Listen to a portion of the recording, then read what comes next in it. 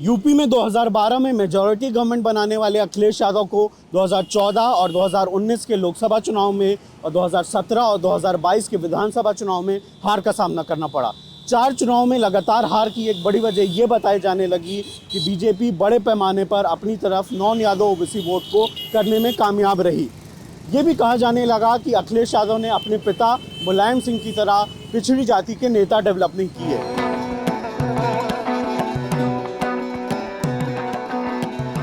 लखनऊ से मैं हूं अमन, बीओ इंडिया के लिए, और आप देख रहे हैं इलेक्शन नज़दीक से। आज हम बात करेंगे उत्तर प्रदेश में अदर बैकवर्ड कास्ट यानी पिछड़ी जाति के वोट की। ये अखिलेश इसी नदी में तो देवाल वाल बनवाई तो अखिलेश ही ने बनवाई। उन्हीं के जब मंत्री थे, मुख्यमंत्री, तब उन्हीं ने बनवाई। अखिलेश ने आपकी जो कश्यप लोग हैं उनको 4 लोगों को टिकट दिया है। जी जी। तो इस पे आप वैसे क्या सोच रहे हैं, अच्छी बात है ये? अच्छी बात क्यों नहीं है? गिरी हुई समाज थोड़ा उड़ जाएगी। आप लोगों से अपने लिए सपोर्ट और मदद मांग रहे हैं। अखिलेश यादव ने 2024 के लोकसभा चुनाव में एक नया एक्सपेरिमेंट किया है। समाजवादी पार्टी 62 सीट्स पर चुनाव लड़ रही है, जिसमें दिलचस्प बात यह है कि उसने 30 ओबीसी कैंडिडेट उतारे हैं, जिसमें सिर्फ 5 यादव हैं। इसके अलावा समाजवादी पार्टी ने 15 दलित, 9 अपर कास्ट और 4 मुस्लिम उम्मीदवारों को टिकट दिया है। आज हम जानने की कोशिश करेंगे कि उत्तर प्रदेश की सियासत में ओबीसी वोट के क्या मायने हैं और क्या अखिलेश यादव का ये दांव कामयाब होगा कि नहीं। उत्तर प्रदेश में ओबीसी वोट्स के क्या मायने हैं? उत्तर प्रदेश में ओबीसी वोट बैंक आप मान सकते हैं कि क्रूशियल है और कई बार सरकार बनाने में निर्णायक भूमिका निभाता है, क्योंकि जो राजनीतिक समीकरण है उत्तर प्रदेश के, उसमें कोई भी एक दल किसी एक जाति के दम पे तो सरकार कहीं बनती नहीं है जब तक कि अन्य समूहों का भी उसको समर्थन ना मिले। तो पिछले कुछ सालों में हमने देखा है कि जो ओबीसी हैं और ख़ास तौर से जो अति पिछड़ी जातियां हैं, वो जिनकी तरफ झुकी हैं, वो सरकार बनाने में कामयाब रही है। समाजवादी पार्टी ने जो टिकट्स दिए हैं इस बार, वो किस तरीके से दिए, थोड़ा बता दीजिए। जिस प्रकार से पिछड़ी जातियों का पीडीए बनाया है, वो एक ऐसा इंद्रधनुष है जो वाकई भारतीय जनता पार्टी के लिए परेशानी का सबब बन सकता है। इसमें लगभग कुर्मी समाज के 10 से ऊपर के टिकट दिए गए हैं। इसके अलावा मौर्य, शाक, कुशवाहा ये 6 के आसपास के हैं, निषाद 5 हैं, यादव 5 हैं, राजभर, पाल, धनकर, इन सब मिला के लगभग एक टिकट इन लोगों को भी दिया गया है। तो कुल मिला के एक बहुत बड़ा जनसंख्या जो है वो हमें पिछड़ी जातियों को दिया गया है, जिससे जो नया संदेश दिखा है कि इस देश में जिसकी जितनी आबादी उसकी उतनी हिस्सेदारी के तरीके से माननीय अखिलेश यादव ने ये टिकट का वितरण किया है। जैसे समाजवादी पार्टी जो 2 चुनाव हारी अभी 2022 में 19 में, इसकी एक बड़ी वजह ये कहा गया कि जो यादव समाज है और मुस्लिम है, उन्होंने काफी वोट दिया, पर जो और ओबीसी हैं जैसे शाकी हो गए, कुर्मी हो गए, राजभर, इस बार कुछ बदलाव देख रहे हैं? इस बार आपको लग रहा है कि ये लोग के भी वोट मिलेंगे? ये बदलाव कुछ नहीं, ये ओबीसी, एसटी जो भी ये कुछ नहीं है, ये सब हिंदू बन गए। हिंदू बनने पर ओबीसी बन जाए तो वोट दे, ये तो हिंदू बन जाता है। तो हिंदू बनेगा तो वोट क्यों देगा? समझते इस बात की है। अब जो बदल गया है परिवर्तन तो चाहता ही, तो परिवर्तन तो होना ही होना है, परिवर्तन तो होगा। इस बार आपको समाजवादी पार्टी की पोजीशन जो बाकी ओबीसी जातियां उसमें बेहतर लग रही है? हाँ, अगली टाइम से तो बेहतर है।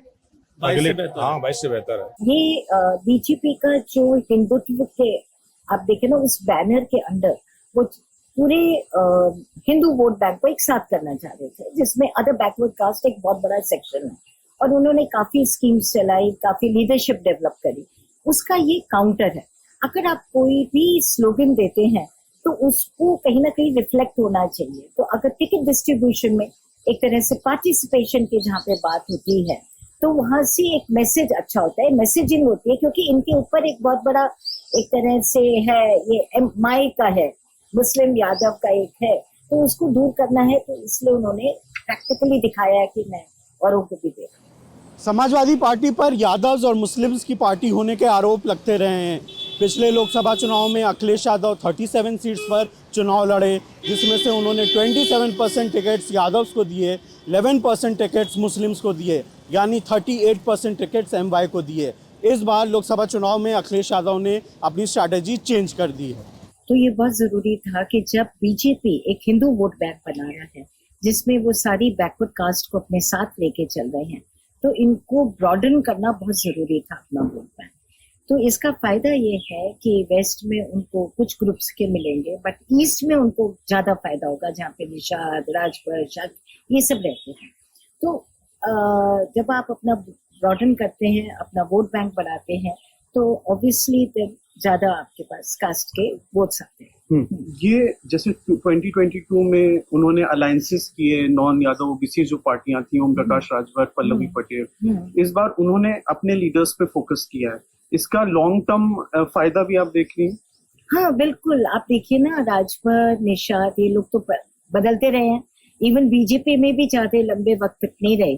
22 में जब उन्होंने अलायंसेस करे, उसके बाद एक चीज तो यह है कि जो भी छोटे छोटे नेता होते हैं, छोटे कास्ट पार्टीज के, उनकी डिमांड्स बहुत ज्यादा होती हैं। अब आपके पास 1% वोट है, बट आप 5 सीटों पे लड़ना चाहेंगे, जो कि पॉसिबल नहीं होता किसी भी पार्टी को देने के लिए। तो एक तो वो रीजन है कि उनकी डिमांड्स को देखते हुए, और क्योंकि वो मतलब वो आप उनकी कोई लॉयल्टी नहीं होती है, उनकी कोई आइडियोलॉजी नहीं होती है, तो वो पार्टी बदलते रहते। आज वो समाजवादी पार्टी के साथ है, कल वो चले जाएंगे, वो आज भारतीय जनता पार्टी के साथ है। तो अपनी लीडरशिप को डेवलप करना लॉन्ग टर्म में फायदा करता है। अच्छा, अब ऐसे भी मुलायम सिंह यादव जी की अगर आप नीति देखें उस समय की, जो उनकी टीम होती थी, उसमें कुर्मी भी होता था, बेनी प्रसाद वर्मा जो कि बहुत प्रोमिनेंट लीडर हुए, आजम खान साहब एक मुस्लिम लीडर थे, अब फिर उनके पास राम सरन दास जी थे, जनेश्वर मिश्रा जी थे। तो वो हर कास्ट के लीडर्स को अपने साथ लेके चलते थे और डेवलप करते थे उन लोगों को। मुझे लगता है कि अखिलेश भी वही करने की कोशिश कर रहे हैं।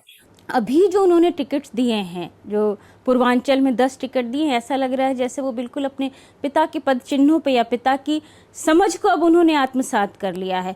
तो ये एक बहुत बड़ी संभावना दिख रही है। तो ऐसा लग रहा है कि अखिलेश जी ने भी समझ लिया है कि समाजवादी पार्टी को यदि सरवाइव करना है तो उसको किस राजनीतिक रणनीति के तहत काम करना होगा। तो यदि वो ऐसे ही चलते रहें तब तो वो बिल्कुल वही जो एक समाजवादी पार्टी का नुस्खा था वो वही साबित होगा।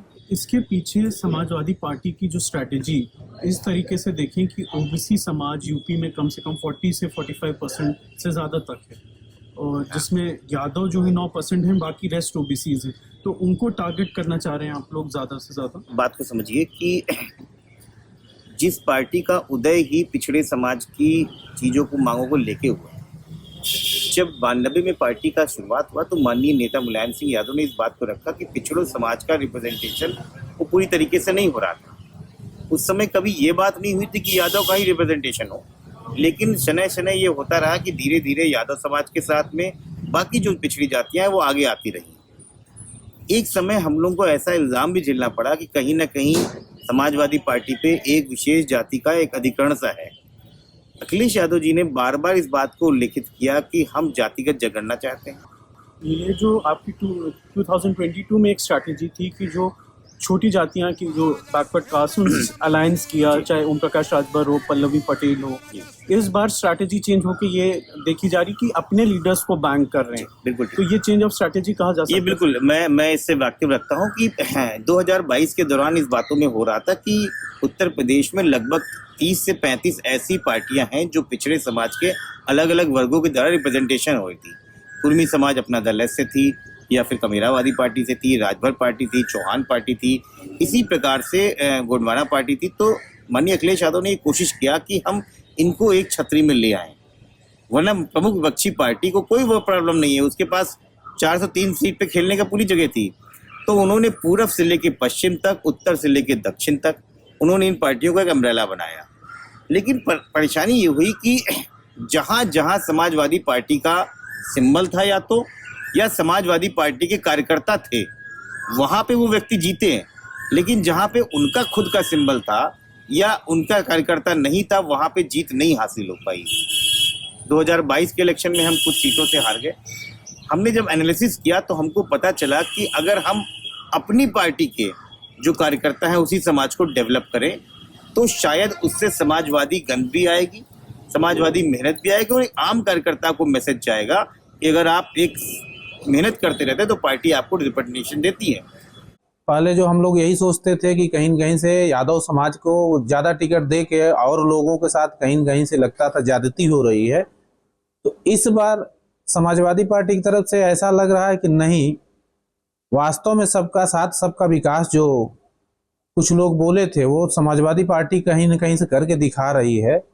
और पिछड़ों की राजनीति जो एक समय करते थे मुलायम सिंह जी, वो राजनीति अखिलेश यादव जी कर रहे हैं। तो एक अच्छा मैसेज गया है, क्योंकि जब पार्टियों से तुलना किया जाता है कि Samajwadi party, Bharatiya Janata party, Bahujan Samaj party, तमाम पार्टियां हैं कांग्रेस को में भी, तो उसमें सबसे ज़्यादा समाजवादी पार्टी ने टिकट दिया है।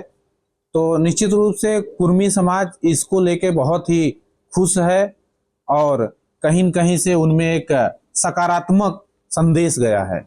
अखिलेश यादव जी ने वो विधानसभा में बहुत सारी आवाज़ दलित पिछड़ों की उठाई है, तो कहीं न कहीं से कुर्मी समाज भी इसको लेके बड़ा आश्वस्त है कि इनके माध्यम से जो भी कुर्मी समाज को टिकट मिला या दलित पिछड़ों को मिला है, तो कहीं न कहीं से समाज का भला होगा। और अनुप्रिया जी के लिए यह समाज मानने लगा है कि वह कहीं न कहीं से भारतीय जनता पार्टी का जो एजेंडा है, और तमाम लोग यह देख रहे हैं कि कहीं न कहीं से रोजगार के विरोधी है, सरकारी नौकरियों के विरोध में है, और कहीं से लेटरल एंट्री हो रही। तो इन सब मुद्दों पर अनुप्रिया जी की खामोशी कहीं न कहीं से समाज को दूर कर रही है और समाजवादी पार्टी की तरफ कहीं न कहीं से उनका झुकाव बढ़ गया है। इनके जो परिवार के लोग थे और कहीं न कहीं से ये जिताऊ लोग हैं, तो इनके अलावा यादव समाज में और कहीं टिकट नहीं दिया गया हो, मुस्लिम समाज में भी कम टिकट दे के उसकी भरपाई और ओबीसी एससी समाज के लोगों को टिकट दिया गया है। इससे वास्तव में समाज में एक बढ़िया मैसेज गया है।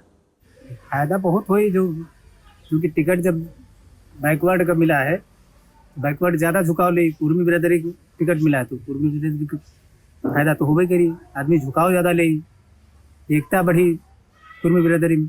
इस बार जैसे समाजवादी पार्टी ने जो नॉन यादव ओबीसी कैंडिडेट्स हैं उन पे बहुत फोकस किया है। मौर्य लोगों की बात की जाए, जो मौर्य कुशवाहा शाह के लोग, उनको 6 लोगों को टिकट दिया है, और यादव लोग को सिर्फ 5 दिए हैं, और ज़्यादातर जो है करीब 25 से 26 नॉन यादव ओबीसी को दिया। इसका फ़ायदा आप देख रहे हैं होगा क्या चुनाव में? बिल्कुल होगा। जितने लगभग अदर बैकवर्ड कास्ट जो है गैर यादव, वो बहुत तेज़ी से समाजवादी की तरफ बढ़ भी रही है, और जिस तरह समाजवादी पार्टी ने कई टिकट दिए हैं, इसका प्रभाव ज़रूर पड़ेगा। क्या फ़ायदा देख रहे हैं इसका? कैसे एक मैसेज क्या जा रहा है इससे? इससे यादव के अलावा भी सारी बैकवर्ड कास्ट जो है समाजवादी पार्टी से जुड़ रही है इसको देखते हुए, क्योंकि लगभग बीजेपी में बहुत ज़्यादा टिकट भी नहीं दिए हैं बैकवर्डों को, और लगातार बैकवर्डों का वोट तो लेती रही लेकिन कहीं भी हिस्सेदारी नहीं देती रही। पर बीजेपी तो कहती है कि हमने केशव मौर्य को इतना बड़ा नेता बनाया, डिप्टी सीएम है, स्टूल मंत्री भी तो उन्होंने नहीं बनाया, स्टूल मंत्री भी तो उनका अगर इतना बड़ा चेहरा था, इतना बड़ा उन्होंने वो बनाया, तो आप उनके नाम पर भी तो वोट लिए। उनको मुख्यमंत्री नहीं, आपने उप मुख्यमंत्री बनाया, और उसके बाद उनको स्टूल मंत्री बना दिया। पहले आपने उनको लोक निर्माण विभाग दिया, दोबारा उनको ग्राम विकास दे दिया। तो दिन पे दिन उनकी चीज़ें छोटी ही होती जा रही हैं, सिर्फ एक नाम के लिए उन्होंने वोट लिया। मौर्य लोग जो हैं वो आजकल 2014 के बाद से देखा जा रहा है कि भाजपा के साथ ज़्यादा हैं। हाँ, इसकी क्या वजह है? इसकी वजह यही है कि विकास ज़्यादा हुआ है। हाँ विकास हुआ है। हाँ और पहले जैसे सपा थी, हाँ ये तो खाली मान लिया मेन टाइम पे आती थी कि हाँ वोट हमें दीजिए। हम भी दिए हैं, सपा को दिए हैं कम से कम 10 साल हम दिए हैं वोट, लेकिन उसके बाद में फिर कैंसिल कर दिया, बीजेपी में भगे। अच्छा। क्योंकि जब कोई काम ही नहीं हो रहा तो क्या करें। अच्छा, ये क्या आप लोग को लगा कि समाजवादी पार्टी आती थी तो सिर्फ यादव लोग का काम करती थी? हाँ, गुंडागर्दी खुला हाँ गुंडागर्दी थी भाई। जरा सी भी कोई अगर तो तुम में हो गई तो पूरा यादव फाट पड़त रहा है। जैसे बीजेपी कहती है कि समाजवादी पार्टी आती है तो नाम तो लेती है पिछड़ों का, पर काम सिर्फ यादव का करती है, ऐसा आप लोग को लगता है? हाँ, ऐसा है। यादव का मुस्लिम का ज़्यादा काम मुस्लिम और यादव का। अच्छा, इस बार जैसे अखिलेश यादव ने, आपका क्या नाम है? लवकुश मौर्य। मौर्य। जैसे ये बताइए कि इस बार, ये पकड़ लीजिए आप, इस बार अखिलेश यादव ने जैसे एक चीज़ की है कि जो पिछड़े बिरादरी हैं उनमें जो वो 63 सीट्स पे चुनाव लड़ रहे हैं 62 पे, उसमें से 30 पिछड़ी बिरादरियों को उन्होंने टिकट दिए हैं, जिसमें सिर्फ 5 यादव हैं, बाकी जो हैं वो कुर्मी, मौर्य ये लोग हैं। तो इस बार आपको लगता है कि इससे कुछ फर्क पड़ेगा उनके चुनाव में?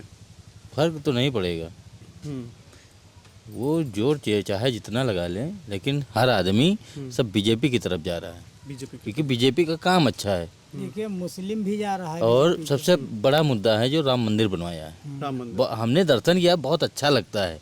जैसे गेट पे जाओ देख के राम की मूर्ति एकदम दिल खुश हो जाता है। समाजवादी अच्छी बात है। समाजवादी पार्टी और अखिलेश यादव ये कह रहे हैं कि हम लोग ने इस बार करीब 6 जो मौर्य लोग हैं, मौर्य कुशवाहा एक ही उसके होते हैं, उनको 6 टिकट दिया है, बाबू सिंह कुशवाहा को दिया है, ऐसे और लोग को भी दिया है। तो बीजेपी ने इतना नहीं दिया, बीजेपी ने ज़्यादातर टिकट जो है अपर कास्ट लोग को दिए। तो ये आप लोग के लिए मुद्दा है क्या कि ज़्यादा रिप्रेजेंटेशन मिल रहा है समाजवादी? इससे हमसे कोई मतलब दिक्कत नहीं है, किसी को भी दिए, लेकिन काम अच्छा होना चाहिए।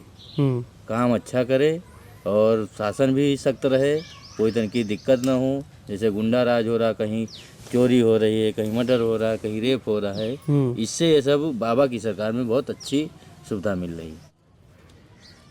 हमारा कम से कम 20 लाख समाज मछुआरा है इधर, सब नदी किनारे सब मछुआरा ही बसा हुआ है, कम से कम 20 लाख। और अगर ये सपोर्ट कर पाते हैं, वीजा बना ले गए अपनी, तो संजय गांधी निकल जाएंगे। मैं लोधी समाज से आता हूँ। मेरे समाज में 2012-17 जब अखिलेश भैया एज अ चीफ मिनिस्टर थे, तो लोधी समाज से 5 मंत्री थे। आपने नाम लिया पल्लवी पटेल का, स्वामी प्रसाद मौर्य का, तो ये लोग तो पार्टी छोड़ के चले गए। ये लोग तो कह रहे हैं कि अपमान हो रहा है, नाम पिछड़ों का लेते हैं। और उसके बाद ओम प्रकाश राजभर थे, वो भी चले गए। उन्होंने कहा ये अखिलेश यादव पिछड़ों को लीडर नहीं लोडर बनाना चाह रहे हैं। जो चंद पैसों और पद के, मंत्री पद के बल पे जो अपना ईमान बेच देते हैं, उन लोगों को ना पिछड़ों को। ओम प्रकाश राजभर बहुत ही स्पीड में जातियों के नाम गिनाते हैं, लेकिन जब आता है आरक्षण देने की, उनकी लड़ाई लड़ने के बाद, तो मंत्री पद के चक्कर में भाग जाते हैं भाजपा में। अच्छा, आप तो लोधी हैं, लोधी लोग के तो सबसे बड़ा नेता कल्याण सिंह माने जाते थे, तो आप भाजपा को नहीं सपोर्ट करते? उनके बेटे हैं अभी समाज वहाँ पे। हम केवल और केवल उस व्यक्ति को या उस दल को या दल विशेष को सपोर्ट करते हैं जो संविधान की रक्षा करे, पिछड़ों, दलितों एवं अल्पसंख्यकों के हितों की रक्षा करे। क्योंकि हजारों साल से पिछड़े, चाहे दलित समाज हो चाहे अल्पसंख्यक समाज हो, उसका शोषण होता आया है। और उस शोषण से निजात दिलाने का काम हमारे बाबा साहब ने किया, हमारे संविधान ने किया। और भारतीय जनता पार्टी के जो बड़े बड़े सांसद हैं, चाहे फैजाबाद वाले हों, चाहे ज्योति मिर्धा हों, चाहे साक्षी महाराज जी हों, जो हमारे समाज से आते हैं, ऐसे नेताओं का, ऐसी पार्टी का हम बाइकाट करते हैं। जो संविधान का विरोध करेगा उसका लोधी समाज इस बार खुल के विरोध करेगा।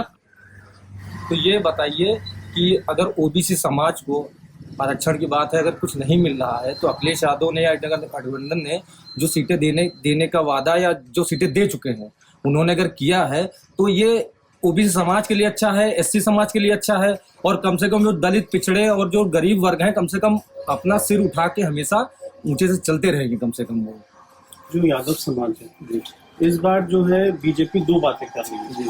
बीजेपी कह रही है कि एक तो हमने मध्य प्रदेश में यादव सीएम बना दिया, तो उसका हमें फायदा हो रहा है। दूसरा, अभी योगी आदित्यनाथ ने एक रैली में आरोप लगाया है कि अखिलेश यादव ने सिर्फ 5 यादव को टिकट दिया, जो सिर्फ फैमिली मेंबर्स हैं उनके, तो उनको कोई और यादव नहीं मिला। तो इलेक्शन के बाद पता चलेगा कि मोहन सिंह यादव कहाँ चले जाएंगे, ठीक है, और शर्मा जी हमारे राजस्थान, वो कहाँ चलेंगे, छत्तीसगढ़ के मुख्यमंत्री वो कहाँ चले जाएंगे।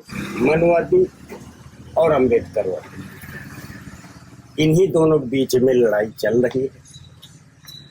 अब कहाँ तक सफलता मिलती है? वैसे मैं तो समाजवादी का हूँ, मेरा क्षेत्र भी समाजवादी है। तो आपको लग रहा है कि समाजवादी पार्टी बढ़ना चाहिए, 99% बढ़ना चाहिए, और अच्छी सीटें यूपी में निकालनी चाहिए। अब यूपी में जो है समाजवादी ज़्यादा जोरदार है और सफल हो। जो 2014 में चुनाव हुआ या 2019 में हुआ, 22 में हुआ, इसमें ये जो सर्वे एजेंसीज हैं, CSDS है, सी वोटर हैं, जो सर्वे करते हैं चुनाव के बाद, उसमें ये पता चला है कि जो यादव लोगों ने करीब 80 से 90% तक सपा को वोट दिया, पर जो बाकी जातियां वो कम रही, ये नहीं है कि एकदम नहीं रही, पर रही कम रही, 20% 30%। इस बार ऐसा क्या बदलाव आप देख रहे हैं, क्या वजह है कि इस बार आपको लग रहा है कि जो बीजेपी के साथ थी वो समाजवादी पार्टी में? देखिए, बदलाव इसलिए लग रहा है, पहला सबसे मुख्य रीजन है जातिगत जनगणना, और दूसरा जो रीजन है वो जिन्होंने शिक्षा पर, कॉपी किताब पेंसिल किताबों पर जिन्होंने 18% GST लगा दिया है, और जो देश की 90% पूंजी है इन्होंने अंबानी और अडानी के हाथों बेच दी है। वही गाड़ी है, वही लोहा है, वही प्लास्टिक है। आज से 10 साल पहले गाड़ियां जो 50,000 की आती थी 1 लाख की आ रही है। बीजेपी ने 2014 से कैसे नॉन यादव ओबीसीज में काम किया, चाहे उनके जो लोकल जैसे राजभर के डीटीज हैं लोकल, या जो भी कुर्मी समाज के, मौर्य समाज के, उन पे फोकस किया, कैसे काम किया और क्या क्या किया? देखिए, जो सांस्कृतिक प्रतीक हैं, और आप देखें कि जो संस्कृतिकरण की प्रक्रिया है, संस्कृताइजेशन का जो प्रोसेस है, उसमें सभी जातियां, वो ख़ासतौर से छोटी जातियां हैं, वो अपने अतीत का एक गौरवशाली इतिहास रचना चाहती हैं, यदि वास्तव वो इतिहास ना हो तो भी। तो उससे उनको एक भावनात्मक लगाव तो महसूस होता ही है, साथ ही आत्मविश्वास की भावना भी उपजती है। तो भारतीय जनता पार्टी ने कई बार तो खुद ही उनको बनाया, उनको रचा। अगर प्रतीकों की हम बात करें तो जैसे सुहेलदेव हैं, या केवट राज का उन्होंने जिक्र किया कि क्योंकि वो राम के नाम की अगर उनकी राजनीति है तो केवट उनके लिए कितना महत्वपूर्ण रहे, कैसे उन्होंने गंगा पार कराई। तो उस पूरे समुदाय को इन्होंने राम के साथ जोड़ के उस प्रतीक का इस्तेमाल करके अपने साथ लाने की कोशिश की। इसी तरीके से सुहेलदेव एक ख़ास आक्रांताओं के खिलाफ स्थानीय स्तर पे किस तरीके से उठ खड़े हुए, उसका जिक्र करके इन्होंने राजभर समुदाय को भी लुभाया। तो जाहिर सी बात है कि अधिकतर लोगों को अपने जो समूह का जो अतीत है, ख़ासतौर से जो गौरव की परंपरा है, वो अच्छी लगती है और उससे वो जुड़ते हैं, और भारतीय जनता पार्टी ने ये काम किया। मुलायम सिंह जब नेता थे, समाजवादी पार्टी के बड़े प्रेसिडेंट थे, तो वो किस तरीके से ओबीसी कम्युनिटी में काम करते थे? उन्होंने जिस दौर में नेतृत्व किया, तो आपको थोड़ा सा देखना होगा उस वक्त का जो सामाजिक पृष्ठभूमि है, कि एक सामंती दौर में पिछड़ों का नेतृत्व करना, उन सामंती शक्तियों से संघर्ष करना बहुत बड़ी बात थी। तो उनका जो लोहिया से उनको विरासत मिली थी, क्योंकि मैं आपको एक व्यक्तिगत अनुभव बताऊं कि किसी एक रिसर्च के सिलसिले में उनसे मिलना हुआ था, तो कुछ उनके जो सचिव थे वो कुछ नाम लेके आए। संभवतः, मैं ये नहीं कह रही हूँ कि यही होगा, वो संभवतः विश्वविद्यालय के कुलपति या मेडिकल कॉलेज के वाइस चांसलर बनाने की बात थी, और वो नाम संभवतः यादव ही थे, जो 2-3 नाम थे। तो उन्होंने बड़े ऐसे हंसते हुए कहा कि क्या आपको कोई गैर यादव पिछड़ा नहीं मिला? तो एक सिंपल सी बात इससे ये प्रकट होती है कि वो यादव जाति के थे, लेकिन जो उनका विज़न था, ख़ासतौर से शुरुआती दौर में जो उनकी तपने वाली राजनीति है, उसमें पिछड़ों को लेके उनकी एक बड़ी सोच थी। और वो कई बार लोगों से बात करते थे तो लोहिया जी के उस कोट को बताते थे। लोहिया जी ने संभवतः उनसे कहा था या लिखा भी है कि यादव अपेक्षाकृत सशक्त हैं, तो उनको बाकी पिछड़ों को अपने कंधे पे लेके चलना चाहिए। और ये बात मुलायम सिंह ने हमेशा ध्यान रखी। आप ये देखिए कि जब समाजवादी पार्टी बनती है तो मौर्य है, कुशवाहा है, राजभर है, बिंद है, प्रजापति है, ये सारे लोग मुलायम सिंह यादव के साथ खड़े थे। लेकिन असलियत में ये हुआ कि जब वो कई बार सत्ता में आई तो संभवतः यादवों से ये चूक हुई। वो कंधों पे बाकी पिछड़ों को बिठाने की बजाय शायद सबके कंधों पे खुद सवार हो गए, और उसका नतीजा उनको झेलना पड़ा। उनका जो दायरा था, नेता बनाने का जो गुण था, वो बहुत बड़ा था। जैसे उन्होंने कई नेताओं के साथ काम किया और कार्यकर्ताओं को नेता बनाने के स्तर तक वो ले गए। जैसे बेनी बाबू के साथ तो उनकी मित्रता जाहिर है, जो संपर्क रहा। रघुराज शाक्य हैं, राम सुंदर दास, और सबसे बड़ी बात आप देखिए कि फूलन देवी को समाजवादी पार्टी में लाना, टिकट देना, और जिस तरीके से जीत के गई, तो एक पूरे समुदाय को उन्होंने जो मैसेज दिया, 2 काम एक साथ किए। एक तो फूलन देवी का जो व्यक्तिगत जीवन रहा, एक पीड़ित महिला को, और जिस तरीके से उन्होंने कहा, तो एक नायिका के रूप में स्वीकृत दिलाना सबको, और उस पूरे समुदाय को, मल्लाह समुदाय को साथ देना। तो एक बहुत बड़ी बैकवर्ड कम्युनिटी को अपने साथ लेके चल रहे थे। तो ये अपने आप में उनकी उपलब्धि है। अच्छा, अखिलेश यादव जब से आए ये कहा जा सकता है कि उन्होंने लीडर्स डेवलप करना छोड़ दिया जो नेताजी करते थे। समाजवादी पार्टी वो जगह छोड़ रही है और किसी उसके प्रतिद्वंदी दल को बहुत बड़ी जगह मिल रही है, तो उसके कुछ कारण तो ज़रूर हैं। हो सकता है ये भी एक कारण है उसमें कि जिस तरीके से वो वो एक पार्टी की सेकंड लाइन, थर्ड लाइन भी जो एक होती है उसको हमेशा तैयार करते थे। हो सकता है अखिलेश जी उस तरीके से वो नहीं कह रहे हैं, तो एक सिंबॉलिक तौर पे आप इंक्लूजन की बात कर रहे हैं, साथ लेके चल रहे हैं, पर देखा जाए तो ये प्रतिगामी सोच वाली ही राजनीति है जो बिल्कुल उस मानसिकता में जा रही है, जाति व्यवस्था वाली।